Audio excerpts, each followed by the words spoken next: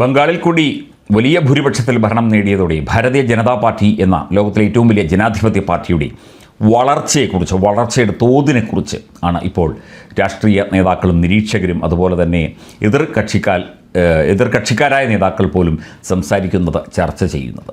അതായത് ഇന്ത്യ എന്ന രാജ്യത്ത് ഇത്രയും വലിയ ഒരു സ്വാധീന ശക്തിയായി ഭാരതീയ ജനതാ പാർട്ടി, അതിൽ പല കാരണങ്ങൾ ഉണ്ടാകാം.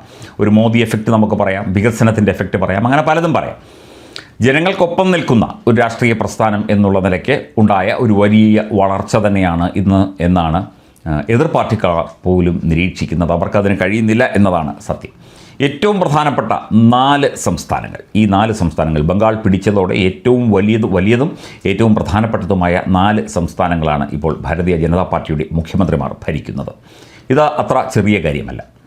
പണ്ട് ഉത്തർപ്രദേശ് പിടിച്ചാൽ, UP പിടിച്ചാൽ ഇന്ത്യ പിടിച്ചു എന്ന് പറയുന്നത് പോലെ ഈ 4 സംസ്ഥാനങ്ങൾ പിടിച്ചാൽ പിന്നെ ഇന്ത്യ ഒന്നടങ്കം പിടിച്ചു എന്ന് ഒന്നുകൂടി അരക്കിട്ട് ഉറപ്പിക്കാം എന്നതാണ് സത്യം.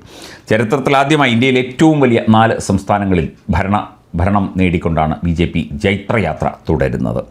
ഉത്തർപ്രദേശ് 403 സീറ്റാണ് ഉള്ളത്, അവിടെ ഭരണം പിടിച്ചിരിക്കുന്നു. മഹാരാഷ്ട്രയിൽ 288 സീറ്റുണ്ട്, ബീഹാറിൽ 243 സീറ്റ്, വെസ്റ്റ് ബംഗാളിൽ 294 സീറ്റ്. ഇത് ടോട്ടൽ സീറ്റ്സാണ് കേട്ടോ, മൊത്തം നിയമസഭയിലെ സീറ്റുകളുടെ എണ്ണമാണ്, മൊത്തമാണ് പറഞ്ഞത്. അതിൽ വ്യക്തമായ ഭൂരിപക്ഷം നേടിക്കൊണ്ട് തന്നെയാണ് ഓരോ സംസ്ഥാനത്തും കൃത്യമായ മേധാവിത്വം, കൃത്യമായ ആ ഒരു തേരോട്ടം BJP നടത്തിയിരിക്കുന്നത്. ഇത് ചിട്ടയായ പ്രവർത്തനത്തിൻ്റെ കരുതി കൂട്ടിയുള്ള, അതായത് ലക്ഷ്യം എന്താണ് എന്ന് കരുതി ജനങ്ങൾ ഒപ്പം നിന്നില്ലെങ്കിൽ ഒരു രാഷ്ട്രീയ പ്രസ്ഥാനത്തിന് രക്ഷയില്ല എന്നുള്ള കാര്യം മനസ്സിലാക്കിക്കൊണ്ട് അതിനകത്ത് മതപരമായ ഘടകങ്ങൾ ഉൾപ്പെടുത്തിയിട്ടുണ്ടോ എന്ന് ചോദിച്ചാൽ ഉണ്ട്, തീർച്ചയായിട്ടുമുണ്ട്.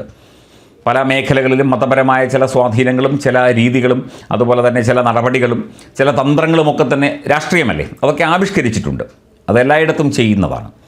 പ്രദേശം നോക്കിയും അതുപോലെ തന്നെ ആ ഒരു കോൺസ്റ്റിറ്റ്യുവൻസിയുടെ, ആ ഒരു മണ്ഡലത്തിൻ്റെ ആ ഒരു ഭൂരിഭാഗം ആരാണ് വരുന്നത് എന്നൊക്കെ നോക്കിയുമുള്ള അതൊക്കെ അമിത്ഷായുടെ വിവിധ തന്ത്രങ്ങളാണ്.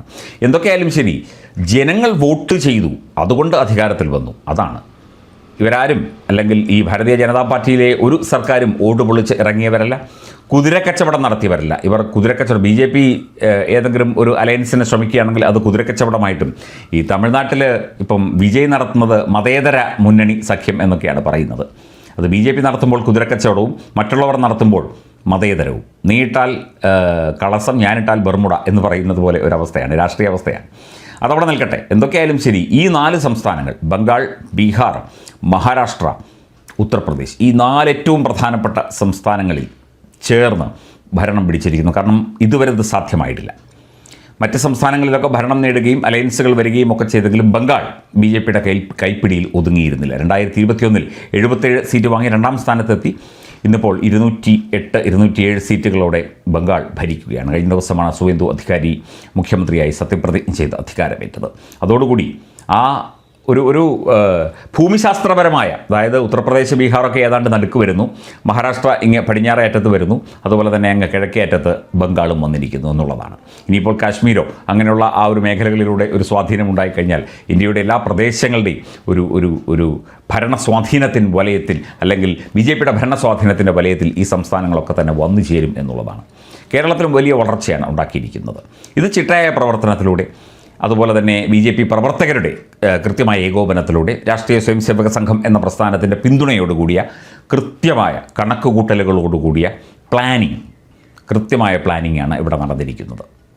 4 ഏറ്റവും പ്രധാനപ്പെട്ട 4 സംസ്ഥാനങ്ങൾ, 4 വശത്തുമുള്ള സംസ്ഥാനങ്ങൾ കൈപ്പിടിയിൽ ഒതുക്കിയിരിക്കുന്നു. ഇനിയിപ്പോൾ കഴിഞ്ഞ ദിവസം പറഞ്ഞതുപോലെ ഇനിയിപ്പോൾ നരേന്ദ്രമോദിയുടെ ശ്രദ്ധ, അമിത്ഷായുടെയും ഒക്കെ ശ്രദ്ധ കേരളത്തിലേക്കായിരിക്കും. കാരണം കേരളത്തിൽ 3 MLA സൃഷ്ടിക്കാൻ കഴിഞ്ഞു. ഇനിയിപ്പോൾ ഇവിടുന്ന് അങ്ങോട്ട് 2031 ഒരു 10-20 സീറ്റ് അല്ലെങ്കിൽ ഒരു 30 സീറ്റ് അടുപ്പിച്ച് ഉറപ്പായിട്ടും പിടിക്കാൻ പറ്റും എന്നുള്ള ഒരു പ്ലാനിങ്ങോടുകൂടി തന്നെ കേരളത്തിലേക്കായിരിക്കും ഇനി മോദിയുടെയും അമിത്ഷായുടെയും ഒക്കെ ശ്രദ്ധ എന്ന് പറയുന്നത് വളരെ ശരി തന്നെയാണ്.